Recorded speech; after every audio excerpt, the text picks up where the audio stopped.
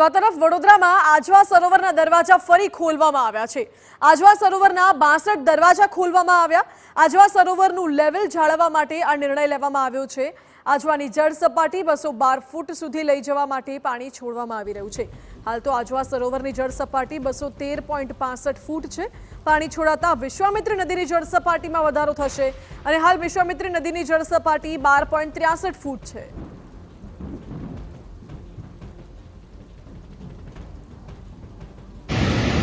આજવાની સપાટી 213.65 ફૂટે જે વખતે બંધ કરી હતી એ જ સપાટી આજે છે અને આજે આજવા અને પ્રતાપપુરા બંનેના ગેટ ખોલવાનો નિર્ણય લેવામાં આવ્યો છે।